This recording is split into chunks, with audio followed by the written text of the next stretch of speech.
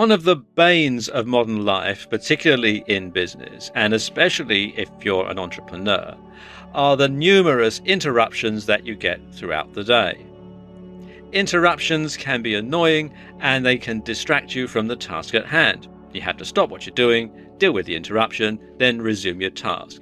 And if it's something that you're thinking about, you might find that your train of thought has been disrupted. You've got to go back, you've got to try and think about what you were thinking about before you were disrupted, and the whole thing gets to be really difficult and very stressful. And many of the interruptions that we deal with can be eliminated with a little focus and determination. And one way to gain better control is to use a log to record each instance of interruptions. Now, to do this, you want to record the following information into 6 columns. So just take an ordinary piece of paper, turn it sideways, draw some lines down, and then write these things down as and when they happen. Okay, the first column is going to be the date. So you want to record the date of the interruption, and keep a log of this just as you would client and customer interactions or any other type of communication that you would deem to be important. And this will help you when you refer back to it for more information. The second column should be the time. Now, many times your days are busier than others, just as certain times of the day are busier than others. And it may not be feasible for you to take certain phone calls at certain times of the day as opposed to other times of the day. So record the time that you took the interruption phone call, for example, if that's what the interruption is, so that you can notice any developing patterns, any systems, etc., etc. You may also want to record the time in any digital products that you may have, which will make it easier for future referencing and noting. Pay particular attention to patterns developing during a set time of the day, set time of the week, and so on. Okay.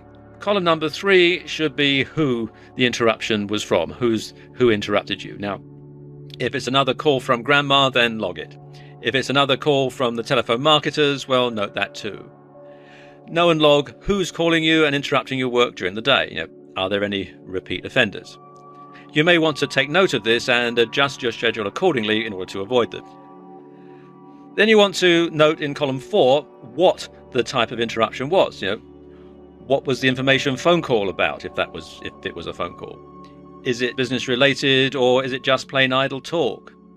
And this can be, and it usually is, where the bulk of the time wasters are found. During business hours, it's the time to discuss business and nothing else really. Anything else can wait. And work-at-home entrepreneurs in particular are often the unfortunate victims of people assuming that they're not working because they're at home.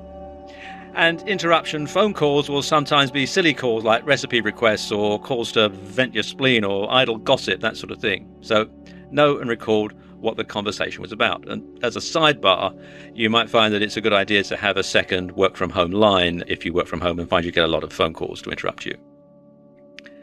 In column 5, you want to record the length of the interruption. How long are the phone calls lasting if you're getting interrupting phone calls? A few minutes here and there may not hurt, but it can add up quickly. You should be firm yet gentle when you're trying to end an interruption phone call that are fruitless for your business. In column 6, you're going to put a rating. And you want to rate the phone call or other interruption based on the previous factors along with a grading scale similar to this. So anything that was crucial gets a A rating, B is important, C is little value, D is no value. And plan to record this information for about a week or so to get an accurate measure of what's really happening. If it was worth your while, then rate either high or low based on your own preferences. And this will help you to better determine where your time goes and how it's being utilized. If you have accumulated this data for a week, go back and tally up all of the A's, B's, C's and D's to see where you need to adjust things. Now, most people will discover that more than 50% of their interruptions were C's and D's and were things that were not worth the time spent.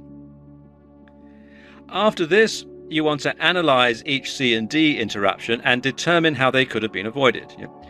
Then you want to take proactive steps to ensure that they will not be repeated in the future. And do this especially for the repetitive interruptions, particularly things like sales calls. And many times people will come to you for information that they could have located themselves. To remedy this, show the person how to find the information themselves, or they're going to continue to interrupt you to come and get it. It's easier for them this way, but harder for you and your available time. Teach them how to get what they need on their own, and then you can devote your time to things that are more important. So there you go, just a few ways that you can avoid interruptions during your working day.